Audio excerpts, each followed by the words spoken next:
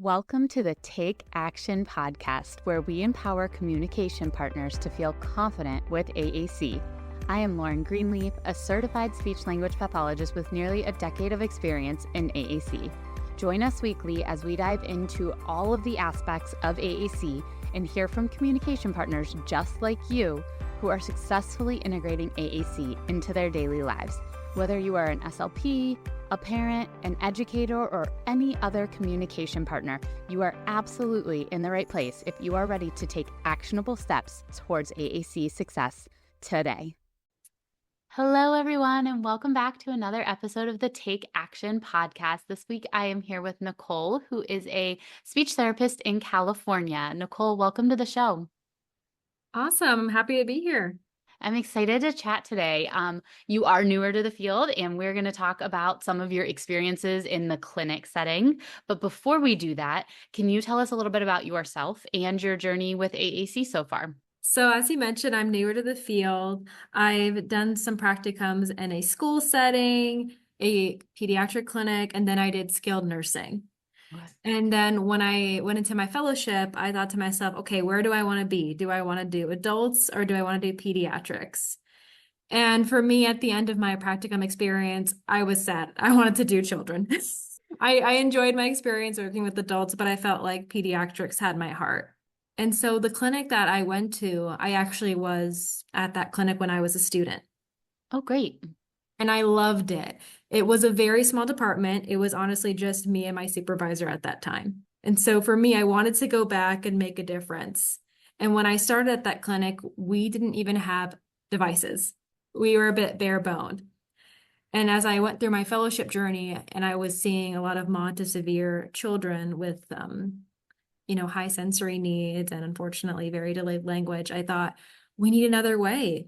So from there, I was like, you know what, we need to do more. And that's when I got in contact with a local representative for an AAC company. And we started having them come in and doing some assessments with our kiddos. They'd come and kind of decide, okay, what's going to be an appropriate system? Is it going to be something maybe more portable or bigger, and see what the kids gravitate towards? Very cool. Very cool. And that is where I'd love to head this conversation. We know we wanted to talk about the device reps. So when it comes to having that device rep out, what was that experience for you? Because I know people know device reps exist. I don't think they're utilized nearly as often as they should be utilized. But I also know the experience looks a little different depending on what you need from them. So what did that look like for you guys?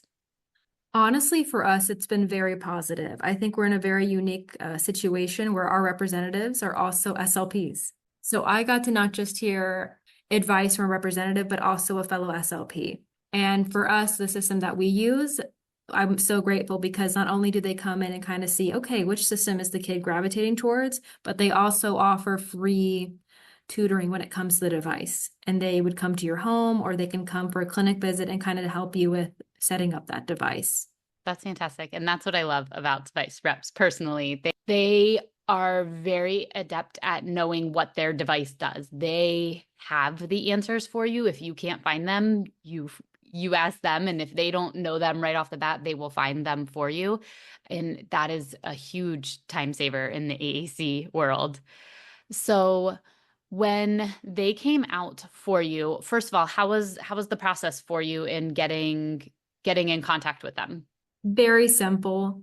I mean, they were so willing to just come on in. We've had a really good working relationship with them. They've been very flexible. So at the beginning, when we started this process, I was having the representative come in during those times that our patients were scheduled to come in for their sessions. Okay. So I'd have them come maybe 2 to 3 times a day. And then it was like, okay, this is getting to be too chaotic. I'm so thankful that they've been flexible in coming to us when their session times happen. But now we actually have an AAC clinic day. So we have a day that's blocked up for the afternoon where the representative comes and we work with the kids to kind of see, okay, when's going to be an appropriate time, as opposed to just coming to those individual sessions. I've been so thankful that myself and the representative have been able to kind of form this relationship of let's just have a day where we dedicate, this time to selecting an appropriate device. Yeah, that's really cool. I actually don't think I've heard that before. So I love that idea. I've heard like eval days in general, but not dedicated specifically to AAC support and having your rep come out, and how amazing that they're able to consistently do that for you guys. Do you feel that you're having those days like once a week, once a month? What does that look like for your clinic? It's once a month, which has been great because like I mentioned before, it was so the clinic I'm at, it was just, my supervisor and myself, and then it was consistent of PT and OTs. And PTs have a day for durable medical equipment. So I kind of brought up, well, you know what? We need a day for AAC because that's durable medical equipment. Yeah, that's such a cool way to handle it, and really supportive of you, because I talk to a lot of therapists that are very overwhelmed by the evaluation process and don't know where to start, don't know how to write the reports, don't know how to even look at the systems comprehensively to know what system would be right or wrong for a client. And it sounds like you guys have created this really great system where you're utilizing your resources to come in and help you and teach you, and you can learn more about it too. So, when it comes to that part, the device reps are not allowed to write the evaluation, correct? Right. Okay. So how does that trial usually look when they come in for a day with a new kid? What does that session look like with you being part of it and the rep being part of it, and obviously the kid and the family being part of it too? It's an interesting process. So thankfully, like I know the kids usually that are coming in fairly well. So I kind of try to bring out some games that I know are going to be very engaging for them and that are going to motivate them to want to communicate in some way. So usually I'll bring out some toys and then the rep will come in with a couple of devices. Sometimes I give the rep a little bit information on what is their fine motor abilities and other kind of little details. So they kind of know coming in, okay, do I need to do maybe something like an eye gaze or can we do touch? And so we'll trial probably 3 devices. And then we kind of rule out, okay, what's going to be the most appropriate. And then I have that evaluation process. And that has been fairly straightforward so far. The company we've been working for has a very straightforward kind of outline of what you say and what you use. And that's kind of something I like to use whenever I do these. Of like, of course, it's important that we personalize these evaluations, but make sure that we're trying to just be concise and keep moving forward. Yeah. And that's a conversation I recently just had with another speech therapist, that eval itself, the write-ups, is very intimidating, but it's just not well known that all of the companies that you can get these devices from provide pretty extensive templates. They tell you, like, you need to have this sentence in there because if you don't, we're not getting approved. And so they're very comprehensive in that manner. I actually find the reports very easy to write because they give you so much of the context, and you just need to kind of personalize. You need to put the important information so that it's not a cookie cutter report. We don't want it to be that. But there are certain things that these insurance reviewers are sitting there looking for, and the companies know what those are. Exactly. So that's why it's been so important for me to have these relationships with the reps because they know that. And I'm so thankful for these templates that they provide so that I'm not sitting there like, oh my goodness, what do they want me to say? I want to make sure this device is approved. No, it's there. And then, of course, we can add those personal touches like you mentioned. It just helps everybody. I think the report itself doesn't always take as long as people think it's going to take. There's definitely nuances to it. When you write your first one, you're a little overwhelmed, but by the time you get to your second or third, you're feeling pretty good. Has that been your experience too? Pretty much, yes. Of course, like it gets overwhelming when there's just so many that you have to do. But like you said, there's a rhythm, there's a flow to it, and you find your way. Yeah.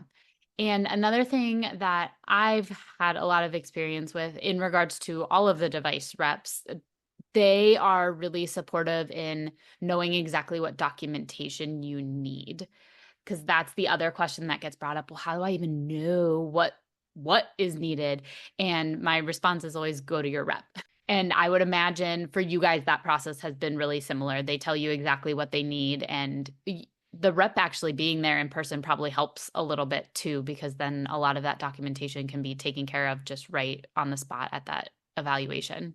100%. And I encourage my parents to reach out to the device reps as well so that they can also contact them with any questions that they have. So that's kind of the eval process. Like you said, they're coming in, they're showing you different things, and I appreciate that you guys are always trying a couple different things, because one size never fits all. And I also, in my experience, one company doesn't always fit perfectly. Have you guys kind of run into that situation where maybe that company isn't the best fit at this time, or have you guys been pretty lucky and able to use them for almost everything? We've been lucky, but the more I get into AAC and develop that passion, I'm like, okay, now I want to reach out to other companies and see what they have. Because like you said, one device doesn't suit every child. So that's kind of where I'm at in my process. I'm like, okay, we have a good relationship with this rep, and now I want to expand to other companies. So Yeah. we're moving in that direction for sure. Okay, great. That makes me happy to hear. And you, like you mentioned at the beginning, you're new. This is Yeah. like your second year out. So of course, like you haven't built 25 relationships with different companies yet. And I think that is the important thing to highlight. And that's a lot of what I tell people that are starting this eval process and get worried or anxious about it. You can get really good at one system, but also start to expand to another system once you're comfortable with that system.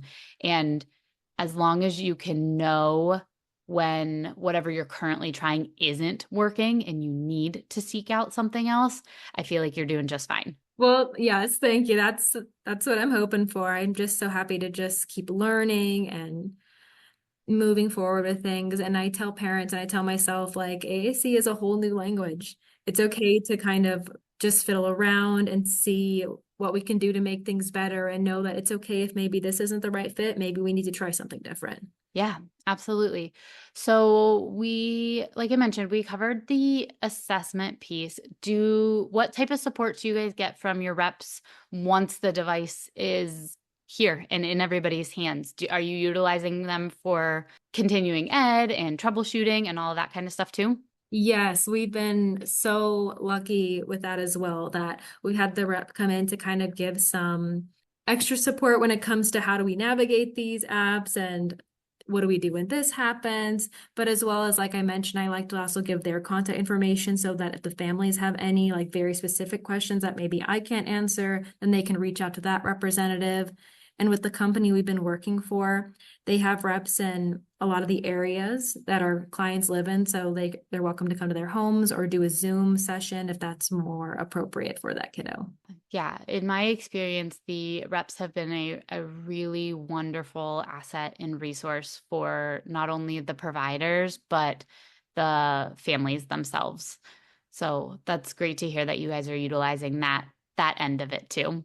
With that too, there's so much online component to things too, right? They not only can help you physically and in person and virtually, but then all of the companies have extensive resources online to kind of give you even more information about their device and their system and even their process, their eval process as a whole. You can get a lot of that information on their websites. Truly, like if you are seeking some support with AAC, those device reps are really helpful. And for those of you who don't know, I guess we really didn't define it at the beginning, but a device rep works for the company that produces the speech generating device, AAC.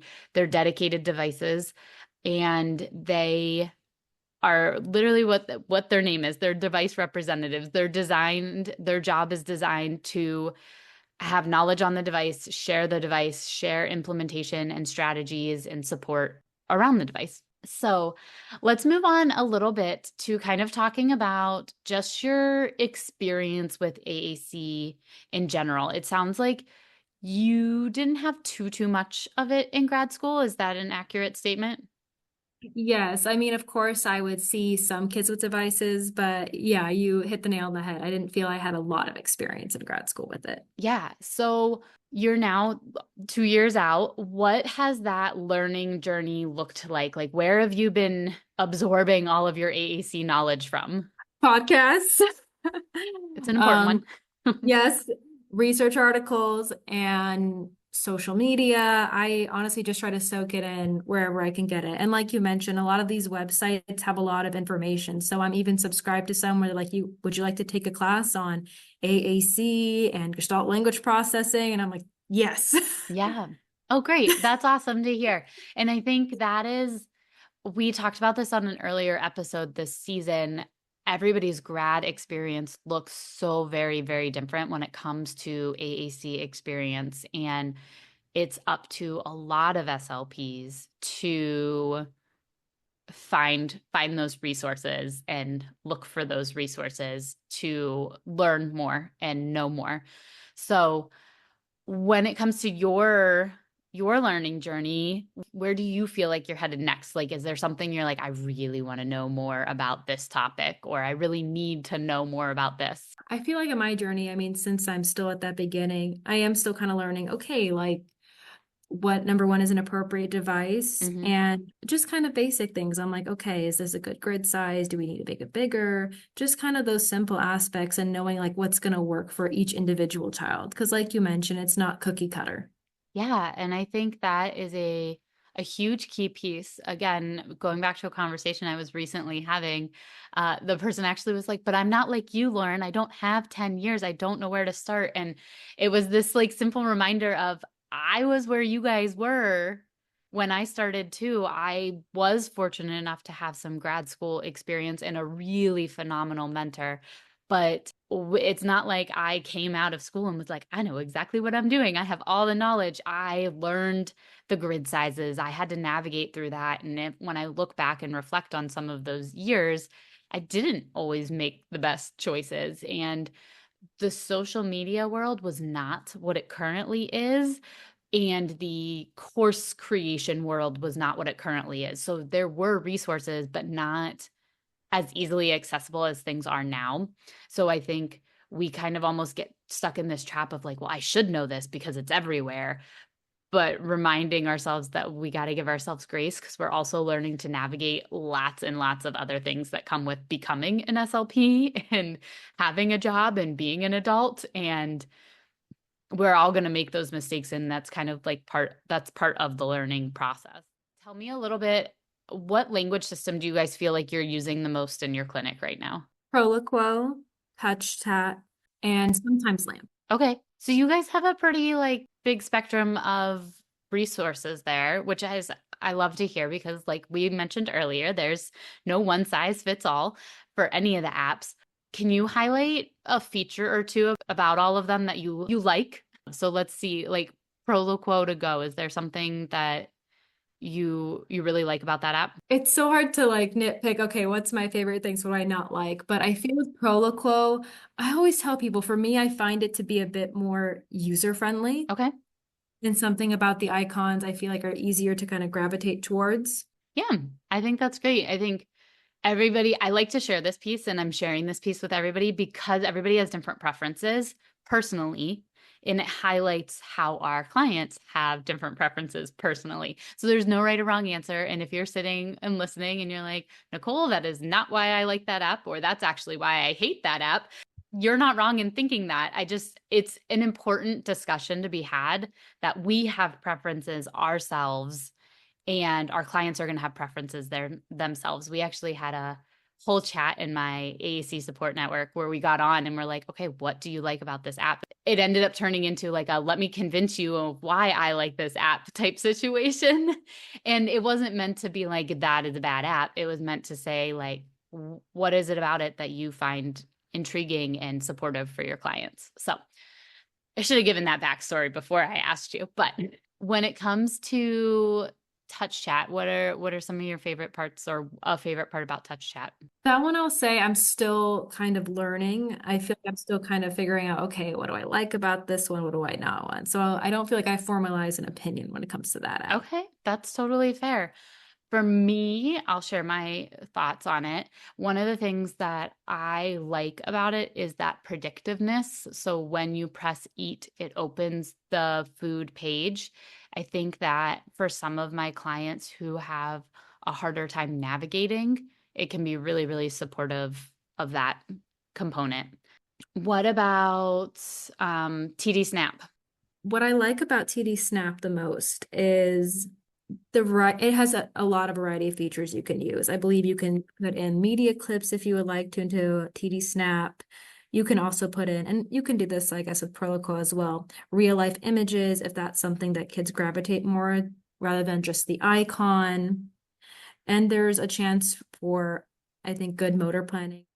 I agree with you in TD Snap. There are a lot of personalization features. They're the only app that really integrates any type of behavior support within them, like the schedules and the visual timers and things like that.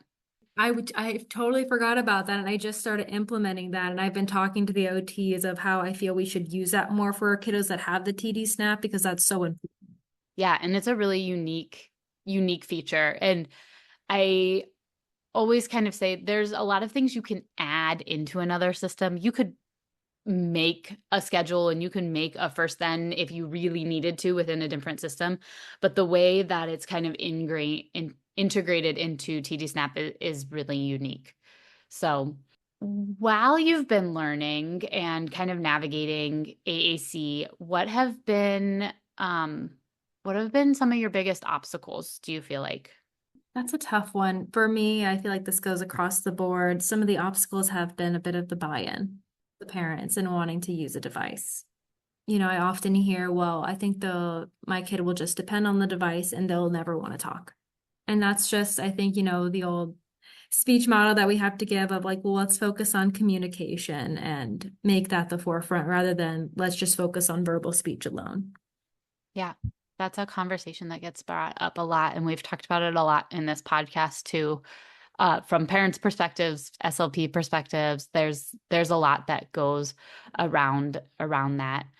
On the flip side, are there any experiences or situations that have come up that have been really rewarding in regards to getting this all set up? I mean, this is a big feat to basically create an AAC program in your clinic and get it so situated that I know you're still building it and you're still learning from it, but what have been a rewarding moment in regards to that? It's just been seeing the way the kids gravitate toward it. Mhm. Sometimes I feel because some kids may be limited verbally, their parents are like, well, I just don't know how much they know. And then once I open that app for them and they get to kind of show us what they know in their way and seeing the parents' expression of like, oh my gosh, I didn't know that they knew that. And now they have Yeah. a way to show me what they know. That for me across the board has been the most rewarding. Yeah, that's fantastic. And one of my favorite parts about this part of my job too is seeing what kids know and seeing the personality that kids have and really being able to express that with an AAC device. We're going to kind of wrap up a little bit. Any tips you have for anybody new to the field that's looking to learn more about AAC, but maybe a little overwhelmed with where to start? Honestly, and this goes for myself as well, just don't be afraid to play with it. It's okay that you don't know everything about the app. There's been sessions where myself and sometimes a parent, we're just either fixing the app or we're just exploring it. And that's okay because that's something that the kid will need to do as well. And that's still learning and that's important. And it's okay not to know everything. Absolutely. Absolutely. We are lifelong learners when it comes to this, and we need to continue to be lifelong learners when it comes to this. I tell people all the time I still learn something new about systems on a regular basis.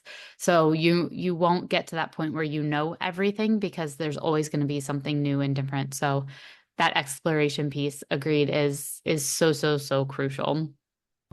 Well, Nicole, thank you so much for coming on today and sharing your experiences with us. We really do appreciate Of it. course. Thanks for having me.